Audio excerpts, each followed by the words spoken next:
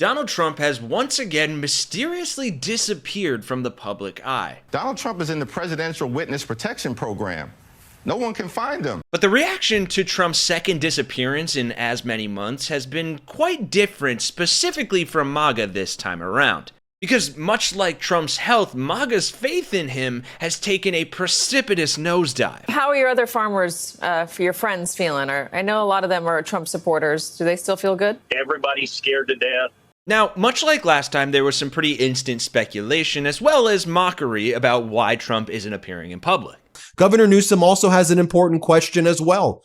Is Donald Trump having a stroke? Now, we covered the very real case for Donald Trump potentially having a stroke in a video last month. We are repeatedly seeing a man who tried to convince the world that for a week he just didn't want to talk to reporters and was in great health while walking around like this. We'll talk about it more later in this video, but clearly it's something the public sees as a very real possibility. You had people joking online that this was a Weekend at Bernie situation and that Trump had to have another stroke so that his face would droop on both sides. Which, aside from being objectively hilarious, is also very valid because whether fortunately or not, it hasn't happened yet. Donald Trump is still very much alive. Whether he's well, not so sure. You let me know after this video. Because he's posting on Truth Social very insane things, as we'll see with this AI Grim Reaper video he posted this morning. But the reason the concern is so valid is because nobody has seen Dementia Don since his rambling speech to the military on Tuesday.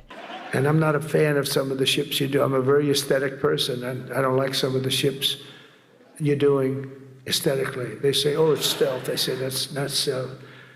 An ugly ship is not necessary in order to say you're stealth. Is he planning to have sex with these ships?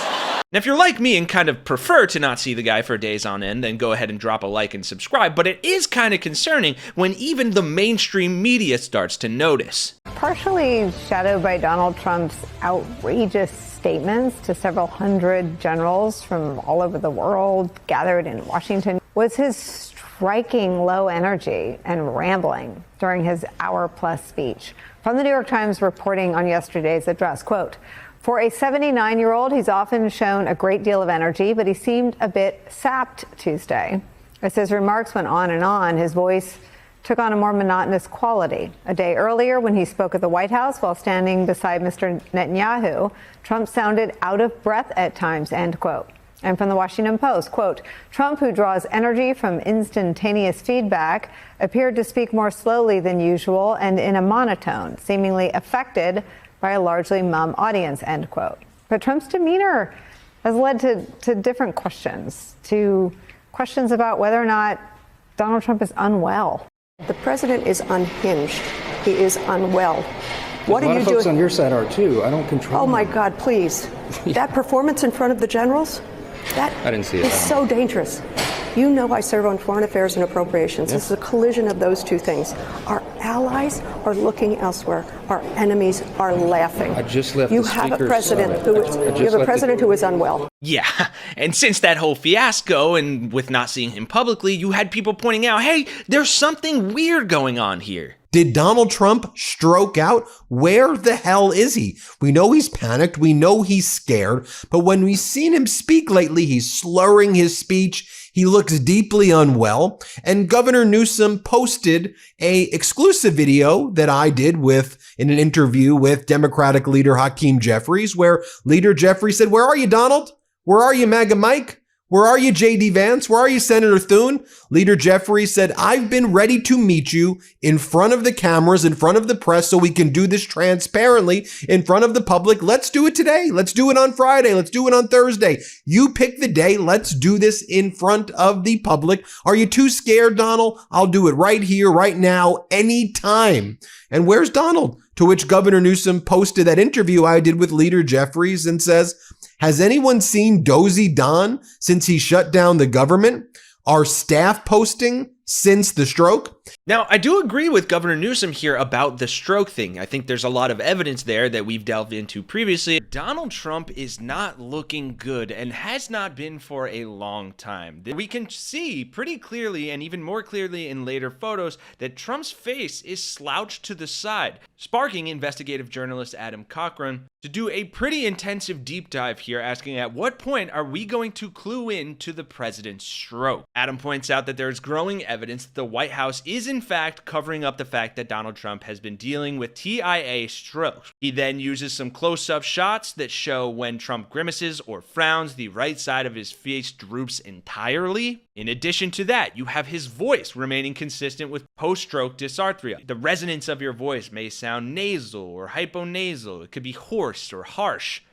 You may have difficulty getting good breath support while speaking, resulting in a quiet voice, talking on inhalation, or only getting a few words out before needing to breathe again. And it's worth noting that these are both symptoms of a stroke, but also of brain injury and dementia. Not to mention the bruised hands, which can be a rapid injection site for blood clot busting medications during a TIA or stroke, or the uniform leg edema indicating CCB medications. So maybe the White House is telling the truth about him having chronic venous insufficiency, or maybe they're saying that in order to hide the fact that he actually had a stroke. He goes on to wrap it up by saying, people make the mistake of thinking TIAs and strokes always mean severe, visible damage and poor recovery. The reality is, the long-term damage beyond the first week of recovery depends on the time to intervention. Having a 24/7 medical staff changes that outcome significantly. But we are seeing physical features on the president that align again and again and again with having had a stroke. We see health indicators that don't match his current medications, but do match post-stroke medications. We are repeatedly seeing a man who tried to convince the world that for a week he just didn't want to talk to reporters and was in great health while walking around like this. The White House is continuing to hide details about the president's health because they know that Vance does not have the same level of hold over the base and Congress. But I don't know that other people are posting for him yet, because this is something only Trump himself could post. Trump was back online and back to posting more incomprehensible content. This video, which is surrounded by what is presumably an AI-generated cover of Blue Oyster Cult's 1976 hit Don't Fear the Reaper, portrays former OMB director and Project 2025 architect Russell Vought as the Reaper in question. The visuals, which are also AI-generated, show Vought as the Grim Reaper, cavorting around Washington, D.C. while wielding his scythe. Interspersed throughout are shots of a band led by Trump playing a cowbell. One is famously used on the original track, accompanied by Vance on the drums.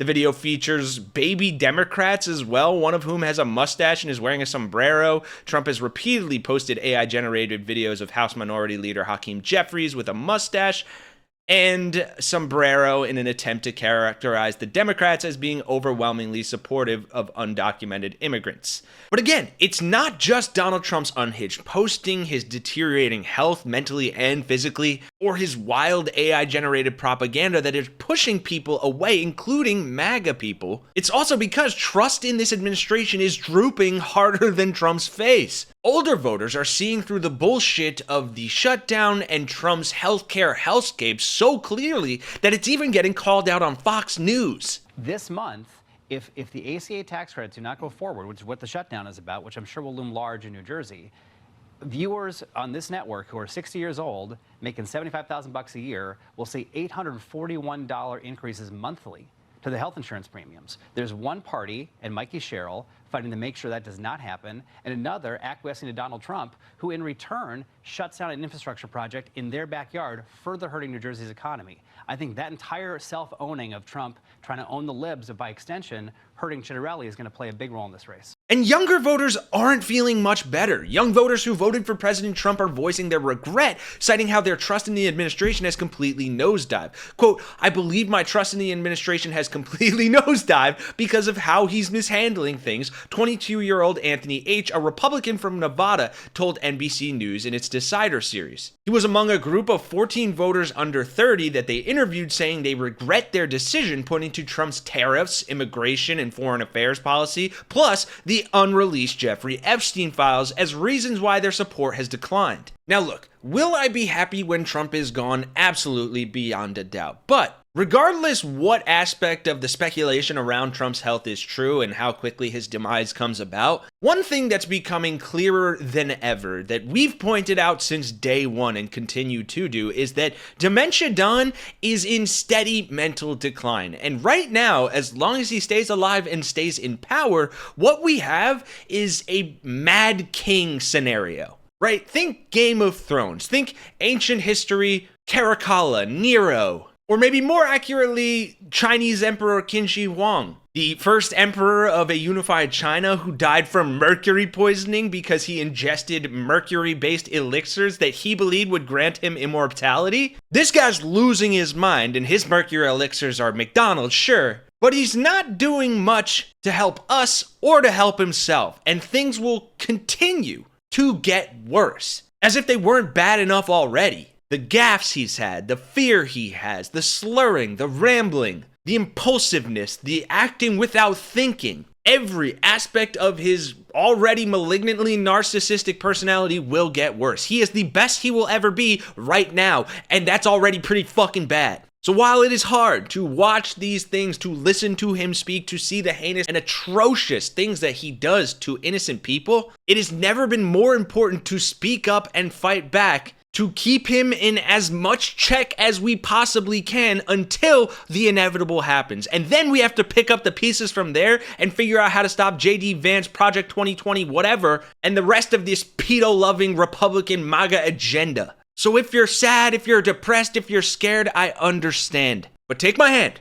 Smash like, subscribe, come with us at Really American. We are fighting back. We want your support. We will support you. Because if there's one truth throughout history and fantasy, it's that mad dictators, mad kings, rich, wealthy elites who take advantage of their populace and disregard them and destroy their lives, they don't last very long. And oftentimes, their demise comes from within. And frankly, folks, I don't see how this would end any differently. Thanks for watching. For Really American, I'm Kenny Hesse. I'll see you guys in the next one.